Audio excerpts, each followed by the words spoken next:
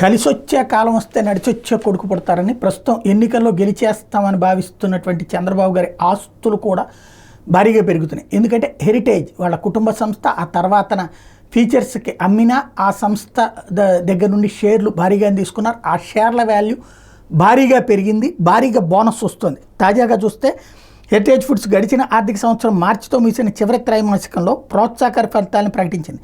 జనవరి మార్చి త్రైమాసికానికి గాను కంపెనీ 950 కోట్ల రెవెన్యూ మీద 40.5 కోట్ల నికర లాభాన్ని ఆర్జించింది. అంతకుముందు ఆర్థిక సంవత్సరం ఇదే త్రైమాసికంతో పోలిస్తే రెవెన్యూ 16.3% పెరిగితే లాభం 126% వృద్ధి చెందింది. మార్చితో ముగిసిన ఆర్థిక సంవత్సరానికి గాను కంపెనీ 3783 కోట్ల రెవెన్యూ మీద 106 కోట్ల నికర లాభాన్ని నమోదు చేసింది.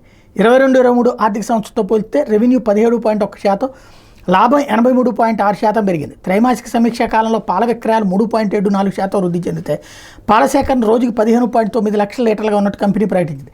ఇదే సమయంలో వాల్యూ యాడెడ్ విలువ ఆధారిత ఉత్పత్తుల విక్రయాలు 21.82% వృద్ధి చెందితే మొత్తం ఆర్థిక సంవత్సరానికి 18.67% పెరిగినట్టు చెప్పింది.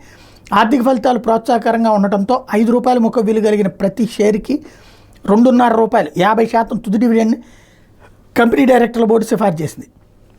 గత కొన్ని సంవత్సరాలుగా తీసుకున్న చెల్లితో 23-24 మార్చి త్రైమాసికంతో పాటు మొత్తం ఆర్థిక సంవత్సరానికి అద్భుతమైన పనితీరును కనబరచగలిగినట్టు హెరిటేజ్ ఫుడ్స్ ఎగ్జిక్యూటివ్ డైరెక్టర్ బ్రాహ్మణి ప్రకటించారు.